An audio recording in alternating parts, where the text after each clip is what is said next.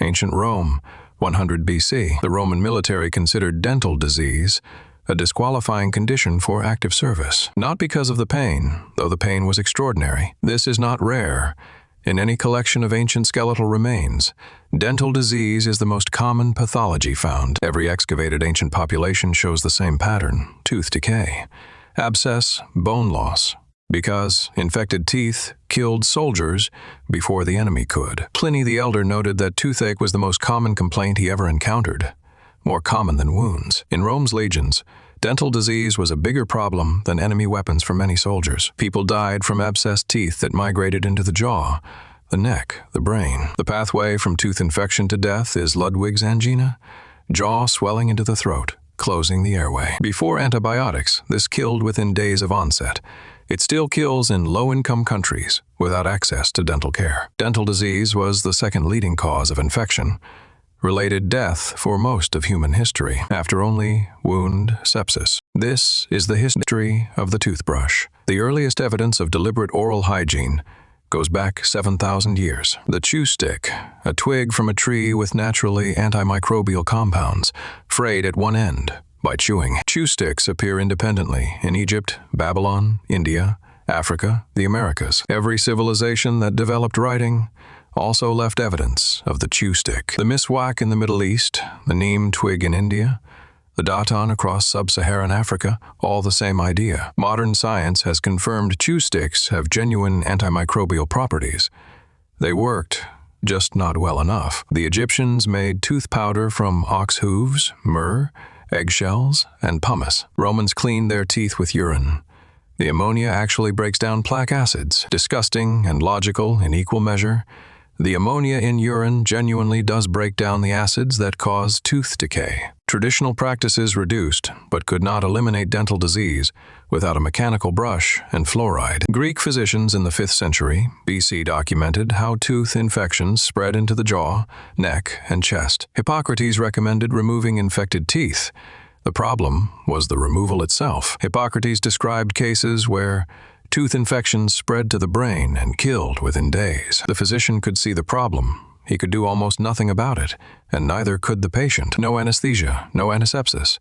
The extraction was often as dangerous as the infection. Medieval dental care was in the hands of barber surgeons, working at fairs and markets. Aracours de dents, tooth draggers, worked with large metal keys and forceps. Witnesses reported the screaming could be heard from considerable distances. The wealthy had slightly better options.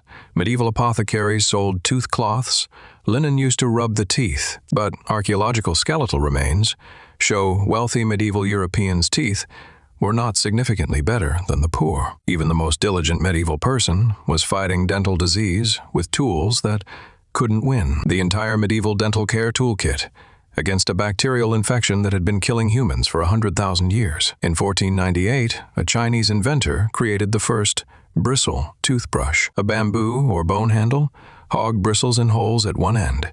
The design hasn't changed in 500 years. The bamboo handle reached Europe via trade routes in the early 17th century. European craftsmen adapted the design using softer horsehair when users found boar bristles too harsh. The first English mention of a toothbrush dates to 1690.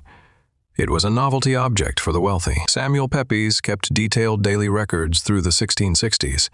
He never once mentions a toothbrush. Napoleon Bonaparte had a silver toothbrush. It was among his most prized possessions. But hog hair retained moisture, harbored bacteria, and deteriorated rapidly. The problem wasn't the design. It was always the material. The bristle was the brush's fatal flaw for 5 centuries. Victorians wrote extensively about toothbrush hygiene. They understood the bacterial problem. They had no solution for it yet. A hog hair toothbrush used daily would begin growing mold within days. The object designed to clean your mouth was itself a bacterial culture medium. The nylon that transformed the toothbrush was developed as a general synthetic polymer. The toothbrush was not the primary application. Nylon dried in hours instead of days. It didn't mold, it didn't harbor bacteria. It held its shape indefinitely. By the way, in this series we've covered objects that kept people alive and kept them seeing. The toothbrush kept people from dying in excruciating pain from their own heads. Hit subscribe. Back to the story. In 1938, DuPont introduced nylon bristles for toothbrushes. The first synthetic bristle that dried quickly, didn't harbor bacteria, and maintained its shape. The first commercial nylon toothbrush was called Dr. West's Miracle Tuft. It sold out immediately. For the first time in human history, a genuinely hygienic toothbrush was available to the general public. American soldiers in World War II were required to brush their teeth daily as a military hygiene regulation. The Army provided toothbrushes. 2 million soldiers learned to brush their teeth daily. When those soldiers came home, they brought the daily brushing habit with them. Post-war American families brushed their teeth. The habit was no longer elite, it was standard. Schools began teaching dental hygiene. The daily brush became as normal as the daily wash. Madison Avenue sold brushing as much as public health did. By 1955, the American toothbrush was in every home. In 1960, the first fluoride toothpaste was approved by the American Dental Association as clinically proven to prevent cavities. Nylon brush and fluoride paste reduced cavity rates in children by 60 to 70% within a generation. The ancient killer retreated from the places where the nylon brush and the fluoride paste arrived. The fastest decline in cavity rates happened in the decade after fluoride toothpaste gained widespread adoption. A generation of children grew up with dramatically fewer cavities than their parents, each generation better than the last. Today, dental disease deaths have collapsed to near zero in wealthy countries. In low-income countries, where toothbrush ownership is not universal, dental infection is still a significant cause of death. The ancient abscess is still operating in the places the toothbrush and fluoride paste haven't reached. A toothbrush costs cents to produce. Fluoride toothpaste costs less than $1. The barrier is distribution, not technology. Keep the mouth clean. What Hippocrates recommended now finally has a tool that can do it. George Washington had one natural tooth by his first inauguration. His dentures were constructed from ivory, animal teeth, and human teeth. Painful, ill-fitting. The dentist who treated Washington was trained as a silversmith. The profession of dentistry barely existed. Paul Revere, the patriot, made dentures as a sideline.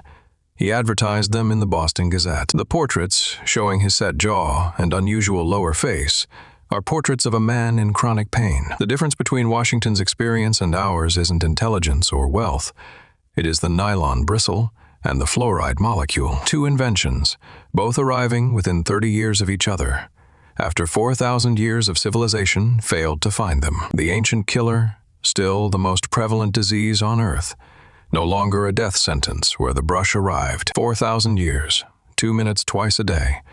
The entire history of dentistry reduced to a morning routine. Fossilized dental calculus preserves the bacteria that caused ancient dental disease. We can sequence their DNA today. Streptococcus mutans, the bacterium responsible for most tooth decay, unchanged since Rome. The toothbrush finally had a weapon. 2 million American soldiers required to brush daily for 4 years. The habit became instinct. The Army printed dental hygiene posters. The message was simple: brush your teeth or lose them. The soldier came home. He taught his children to brush.